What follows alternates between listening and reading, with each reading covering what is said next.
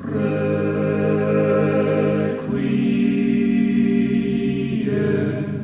aeterna. Hey there, this is Brent. And this is Amanda. We are the Unreliable Narrators. Here to talk about the strangeness, the mystery, and the wonder of Gene Wolfe's prose. What is time? What is memory? What is a person? Is this reality? Where are we? Do we exist? Have you ever considered that all your choices are what brought you right here to this very moment? Episode number 21. New Gray to Join Olympic 5 by Ada Palmer. Published in Shoreline of Infinity, Volume 8.5, Summer of 2017. So Ada Palmer's another Gene Wolfe biblioman?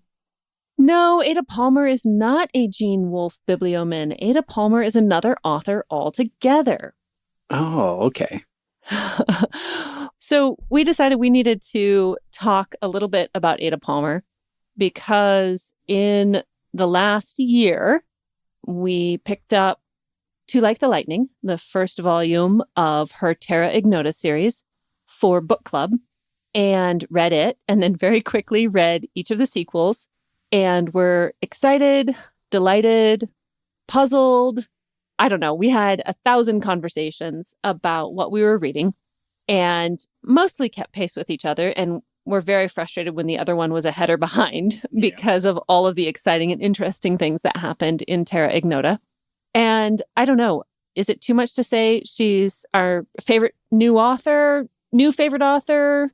She's up there in the pantheon. Yeah, I don't think it's too much to say that, because this was all in the context of we were having a conversation about, most of the authors we're reading are no longer living authors. Yes. So we're in the bookstore. We're often in a bookstore. Yeah, that doesn't narrow it down. Yes. Well, it started with okay, I'm going to just buy this book. I have no clue who this author is, and you should buy that book. Yes, and we had been doing that a little bit for a while.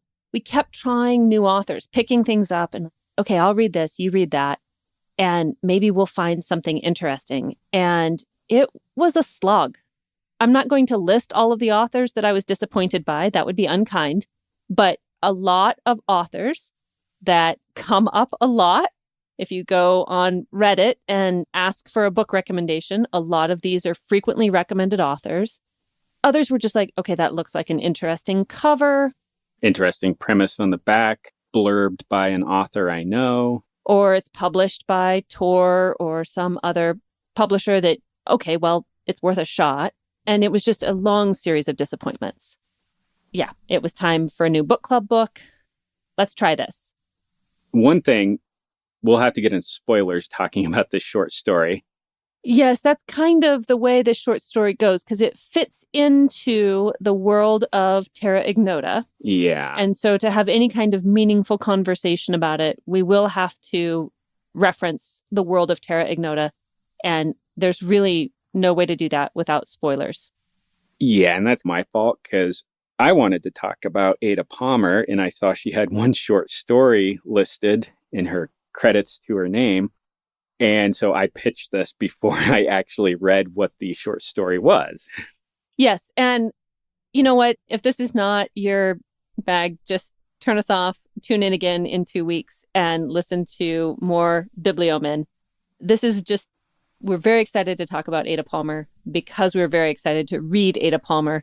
And we don't yet have the time or the bandwidth to start a second podcast, which we've already titled and planned, but there's still too many full-time jobs in the milieu here. There are still too many obligations. We can't start a second full-time podcast, which is what we would really like to do. So it was talk about this short story or start an extremely long podcast, or we could discuss her dissertation that got turned into a book. And it's also quite good, but it'll be a bit long. So you're stuck with this short story. So if you haven't read Terra Ignota, and if you have any sensitivity to spoilers at all, just turn us off, go read all 4 books really quick, and then come back. Yeah. And I would say if you like Wolf, you should read Terra Ignota, or at least give it a try. You will know within probably the first couple of pages if it's your thing or not. Yes, if you like what is happening, even if you don't understand what is happening, you will know right away. Yeah. It was a wonderful experience to me reading it. You're dropped in 100 pages in. I still wasn't even sure who our main character was, or I didn't know if he was a human, if he was a tiny little alien because he seemed to be moving in and out of weird space. He had perspective that, at least as a reader, I didn't think he should have. Yes, and I can attest to this. There's many a walk where Unreliable Brent or Unreliable Amanda was, you won't believe what I just figured out or what just happened. And then typically I'd be a little bit ahead. I'm a faster reader. I know, but then I'd say, you'll never guess what's coming next. And then Brent would be like, well, is it this? And he would know what was coming next, even though he hadn't read it yet. So I'm a faster reader. Brent's a better predictor. Sometimes. Anyway, I'm quite comfortable with my status as an Ada Palmer fangirl. I'm delighted to have found a new author to enjoy. I did actually go out and buy her Reading Lucretius in the Renaissance and read all 500 whatever pages of it and was quite fascinated the whole time. Her dissertation is interesting. The 4 novels of Terra Ignota are very interesting. And I am just incredibly impatient for her new books to come out, her new series to come out. Hearthfire, I believe, is the title, and it's not supposed to be out until early 2026. Yeah. Which I suppose we'll get there one way or another, but... Yeah, I think she has a collaboration coming out with Joe Walton. Another author I very much enjoy. So I'm looking forward to that too. Yes. Anyway, so here we are. We're discussing a short story that is part of her Terra Ignota universe. Yeah, so the literary style, it's a found document. Yes. In universe. The point at which it occurs, I would place it in the 3rd book because there's a lull where they're preparing for war, but they go back to a historical precedent where a war is set aside and it's stopped so that the athletes could compete. Yeah. In Terra Ignota, in the 3rd book, there is a pause for the Olympic Games.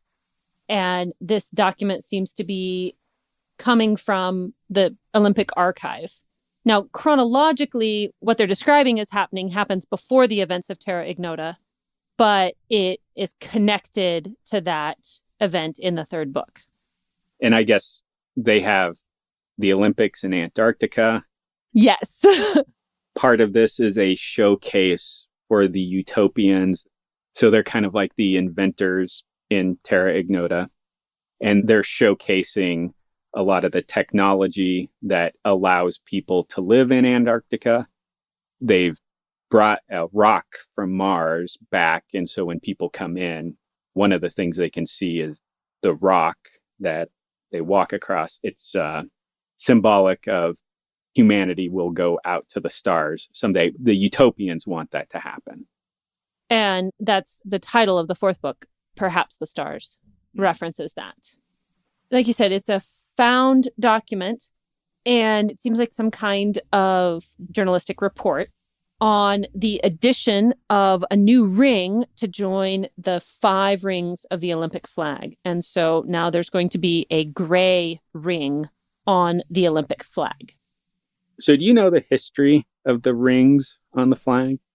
I did not.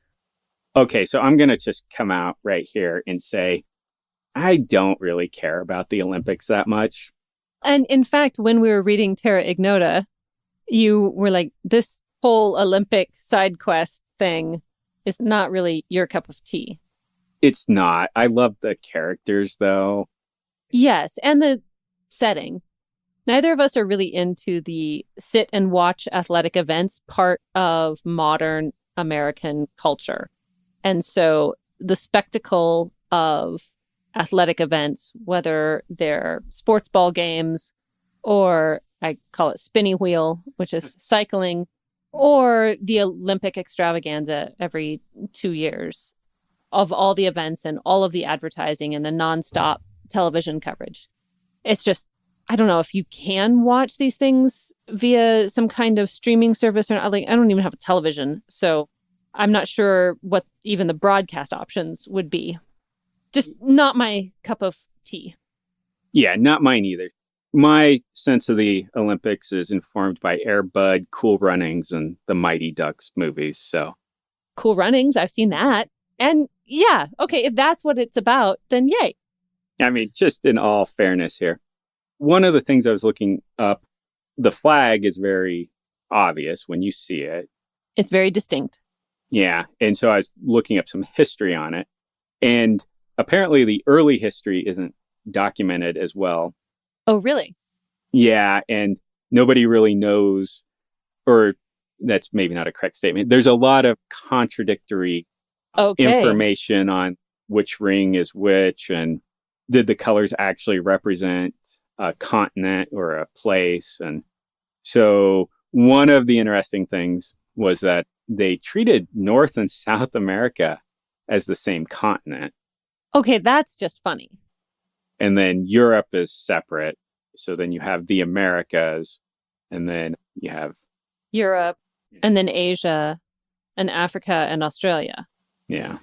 Okay, that just gets you into the headache of what is a continent. Because if you're calling North and South America the same continent, but not calling Europe and Asia the same continent, and by the same token, Africa's connected to Europe and Asia, and Antarctica isn't really a continent. It's a bunch of islands underneath the ice, and those islands aren't even on the same tectonic plates. So what is a continent is maybe not the main question that Ada Palmer's exploring here, but what the rings symbolize is political reality more than physical reality. Well, and part of the reason I bring it up is because she's toyed with the history. The reporter that's writing this has got his own take, his or her own take on it, and it's evolved into something else, which is something she does in the Terra Ignota series. And you have characters comment on historical events. So one of the things that may not be super clear when you're first reading it is World War II is just known as a continuation of World War I. Right. They don't even separate it. They're far enough from the time period. So, well, and she is by profession a historian who studies the evolution of ideas, the development of ideas throughout history. Her academic specialty is the Renaissance. But just having that kind of academic focus is how does one's impression of this idea shift in historical perspective? I mean, that is widely applicable. In universe, in Terra Ignota, Antarctica now has full-time inhabitants. And this isn't the little base we have at the... Right. There's actually a city. Yeah, it's an actual city. There's multiple thousands of people there, and people are actually being born there. Right. And there is an Olympic athlete that has achieved success and who was born on Antarctica. Yeah. The decision is to add another ring to the flag, and they want to add a gray ring. Yeah. And there's a bit of discussion about what the different colors symbolize. Right. Because if white symbolizes the idea of peace, gray may symbolize conflict, advanced positivity, and constructivity without war. Yeah. So the idea that rather than a static state of peace, we could have a cultural ideal of conflict that leads us in a constructive direction. There's a question in here when asked whether gray also represented the ice of Antarctica. I think that's why you stated that no ring is supposed to represent a specific continent. And then it goes on a little bit, and then there's a new paragraph where you firmly denied that the gray is meant to represent the moon. Yes, and this plays, of course, into the political atmosphere of Terra Ignota, where you have one, it's called a hive, but one group who is advancing space exploration and other groups that are resisting that commitment. And so defining the gray as not related to the moon is politically significant. It is. So the utopians, who are the ones that are creating a lot of these technologies, they have cities on the moon, but they also have cities under the ocean, and they have their space stations. Yes, and they are developing a base on Mars. And they also operate these large ships that are space elevators. Yes. And they fund all this. They collect royalties off these ideas. So people want the latest. Yeah, the latest technological developments, including the ones that allow them to be on Antarctica without everyone freezing to death. So they want these latest things, and people pay, and that helps fund the utopians' research. Yeah.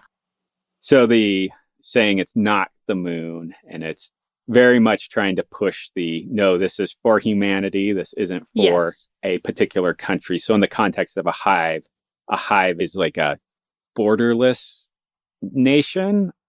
Yeah, I think that would be a non-territorial national affiliation. Voluntary non-territorial national affiliation.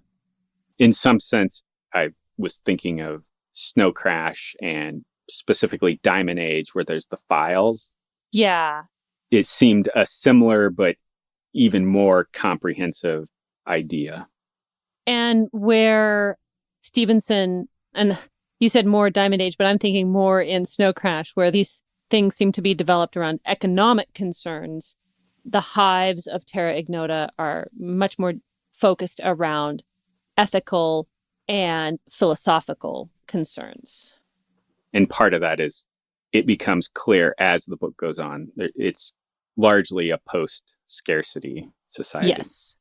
There's an interesting passage where the journalist is talking about the original colors of the flag and talking about how the design of the flag is related to development of dyeing technology. And this is the kind of thing that I really enjoy an authorial voice is, okay, so Neil Stevenson is very heavy on this side of things, too much for most people. But Palmer does this much more subtly, where she has a sophisticated understanding of something, and that sophisticated understanding results in a line or two of exposition.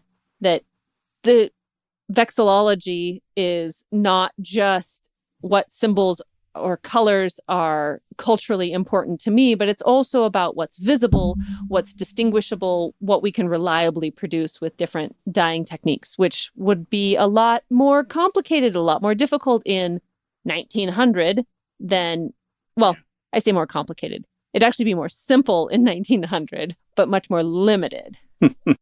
And then we can use gray, and we can expect that to be visible because we're not using telescopes at sea to identify a flag. Yeah. This is appearing on a high definition video feed. So one of the underlying thing that's in here with Antarctica, there's a push with the technology. And this comes out in the short story a little bit, but it also comes out in Terra Ignota, where instead of making spaces habitable for people, they try to make people more comfortable in the spaces. Right. And so instead of warming up a room, what they do is there's these very flexible bodysuits. Yes. And those are what control they thermal regulate with these bodysuits that conserve and insulate. They're able to essentially walk around and compete in Antarctica. Yeah, so we don't have to live under a dome kind of thing. Yeah. Or we don't have to live inside of a climate-controlled dome. We make our person more adaptable through technology. These are accessories. These are not bioengineering, but would make the body more adaptable through skin level technologies rather than large structures. Yeah. And Palmer's picking up on, I've seen some books on this where they talk about like the old types of chairs. They had that high back and it came over your head. So you're sitting under like a half dome. Part of that was when you were sitting in there, it was more thermal mass around you and you weren't radiating heat up into the room. And there was I can't remember now if it was a podcast or an article or an interview that Palmer was participating in. But one of the things that she was talking about is we spend a lot of energy on levels of comfort, and often we put those in the wrong area. Okay. So instead of heating a room, if we were just focused on the person being at the right temperature level, that would be more energy efficient. Right.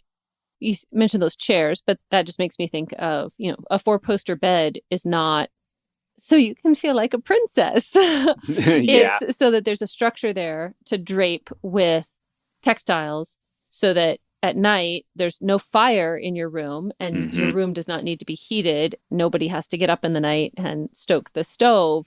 Your body heat has an envelope around it that you can maintain a good and safe temperature. There were medieval beds that were cupboards. They had doors. Yeah, I was going to say the further north you go, there's that cupboard beds in Right. the northern climates. So, I mean, it's still culturally normal in a lot of places to use those kinds of technologies in order to have more circulation of fresh air inside. And so I'm just thinking about, I think it's probably Finland or another Norse country where before bed, you put like a heating pad or something in the bed under the covers to warm it up. And then you open the windows and then the room is ice cold. It's Finland. It's cold. Mm-hmm. But the bed has a heater in it. And then you turn that off, climb in, and then you're cozy warm, but you're surrounded by cold, fresh air. And that helps you sleep. Yeah.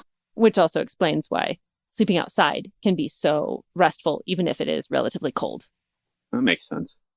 So there's an astronaut he's interviewed towards the end here. Yes. And one of the things he's asked about the possible lunar associations of the gray ring. Yes, this is clearly a focus for this journalist. Yeah.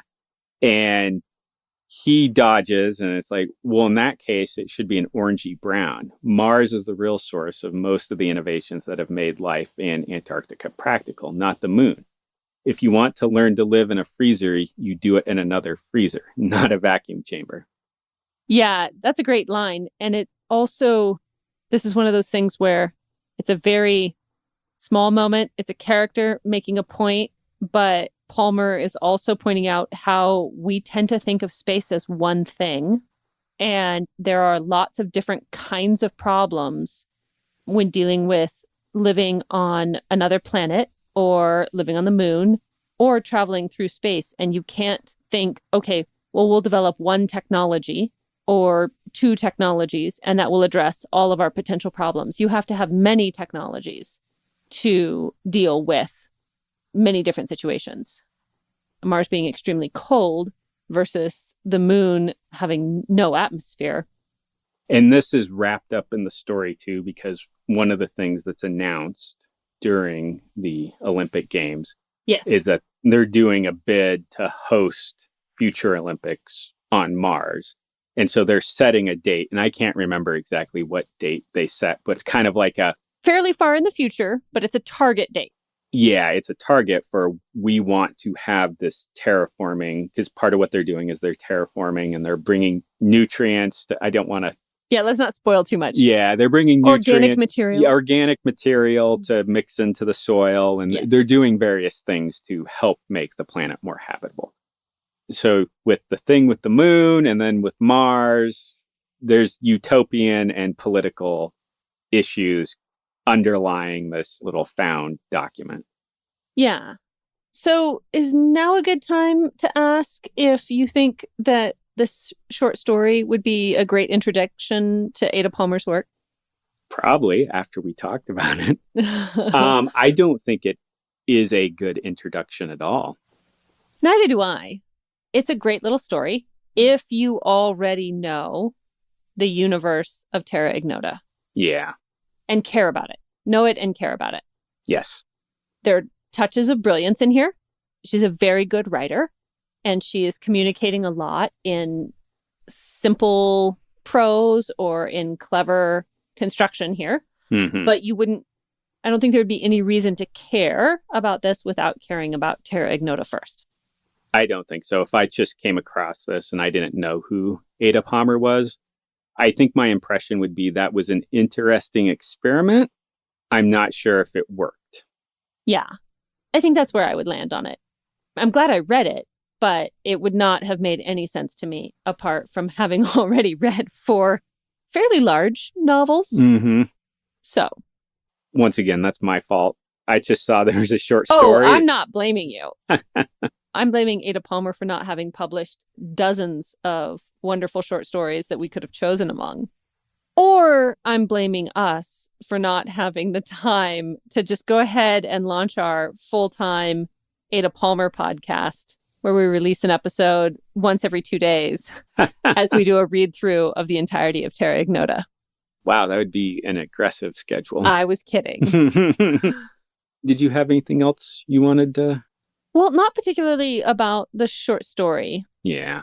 I feel like there's only so much to say about it. There is. And I already feel a little uncomfortable with how much we've had to talk about Terra Ignota without getting to fully talk about Terra Ignota. I do just want to, I don't know, if you have been thinking about picking up the series, if you've been looking for a writer that will scratch some of those itches for you, that sense of excitement of a whole new world, a whole new approach to a story, a refreshing, interesting, just an interesting story, doing something that just delights you, then this could work for you. Yeah, I had largely stayed away from Terra Ignota because I heard a lot of people on Reddit, mostly, now that I think about it, they had talked about the whole pronouns. Oh, yes, because she does some interesting things. She imagines a future where gender identity is pretty significantly different than it was in our childhood. But it's more teasing apart of different things and putting them back in different ways. When you're reading it, at least for me, it didn't feel like I was being beat over the head with, oh, this is going to be the way it is. It's more like, well, this is one way that we took it apart, and here's some good things about it. Here's some bad things. Here's some things we didn't even think about. And every idea that we try to implement has consequences, and you can't just say this is the idea that's going to fix everything. And I feel like she was very good at not promoting a Band-Aid fix for all of humanity's problems. I don't know what her personal opinions about all of these things would be, but the story she writes is one where we are continuing to try to figure out to live in humane and healthy ways. And every time we try to figure something out, we're going to get some things right and some things wrong. So it felt very much like a complex imagining of human possibilities, not a, well, if everybody just agreed with me and we just started doing things my way, look at how wonderful everything would be. Another thing, I came away it's a book. When I read it, I just wanted to go read more books. Yes. Because, oh my goodness. Yeah, because she references other books. She references other authors in world because because characters are named after famous philosophers, authors. Yeah. Yeah. And then because some of the characters are in and of themselves, they're political thinkers of the day or teachers or leaders, they're interacting with these ideas. And so my reading experience was I would read it and be like, wow, I want to read this other stuff. But then also I had to take it in chunks too, because a lot of times I'd read a section and then I was like, I need to think about what was discussed in here or what was being proposed or what a character was advocating for. It's a chewy book. Yeah. And that I think in one sense, you're talking about it scratches the itch. There's a aspect to Wolf that he provides answers, but it's often answers to many different questions, and there's many different interpretations. And so you get that, well, this, well, that, well, these are two contradictory answers. But then when I put them together, I get another question and it's just a very mercurial experience where there's a shifting and it breaks apart and it comes together. And then pretty soon I'm like, oh, wait, I haven't read this book that this character is referencing in like 20 years. I kind of want to go read it now. Right. It's the kind of book that makes you want to be, okay, this is cheesy. I'm sorry. I rambled earlier and now I'm being cheesy, but you have to forgive me. It just makes you want to be a better person, makes you want to be a smarter person, makes you want to have better understanding of things. Like, I respect that so much that she can, I mean, my assumption is she lives her life that way. She wants to know more things. That's why she writes about things that make you want to know more things. It just comes out of her appetite for learning is what makes these books so complex and interesting, and what makes you hopefully catch that thirst. I went out and bought books. Not surprising, but I bought books just because they were mentioned in Terra Ignota. And I've read about things that I hadn't read about before and things I wasn't particularly interested in before, but because of how she incorporates them into the story, they just, it lights a bit of a fire. Mm-hmm. So, yeah. And it's a book. So I've said this, I don't know if I've said this on the podcast, but I've said this in person before, where Wolf, Neil Stevenson, there's a few other authors, but they come from a place of plenitude where they will throw off in one sentence or a character's comment or a description an idea that another author would squeeze an entire 12-volume series out. Yes. But they're just casting it off, and it's a small part of the world building or a character's inner life or the interactions between a culture. And I feel like Palmer is an author that is in that vein where she's coming from a place of plenitude and there's just a fruitful outpouring of these different ideas. Yeah, that creative fertility is really high. Yeah. Yeah. And where Stevenson, a lot of that comes through in technical knowledge. Mm-hmm. And Wolf, a lot of that is mythical and historical knowledge. I think that Palmer's slice of that pie is historical and philosophical knowledge. And so she's got this rich creative imagination where, I mean, you are swept up in just fascinating world building, really well-drawn characters, but it's all embedded in this, I don't know, what's my metaphor here? Some rich garden of philosophical flowers. I don't know. I should stop rambling. Anyway, you should read Terra Ignota if you haven't already. Yeah. And if you don't like it? You don't have to like everything. Yeah. Not everyone has good taste. Meow. I better stop here. I'll just keep yakking about. Well, we have to save a little material for that second podcast once you retire and we have more time. Yep. All right. The Unreliable Narrators are Amanda Patchen and Brent Towell. And, as Gene Wolfe said, it is how one acquires the reputation for prophecy. Look wise, predict war, and you'll always be right.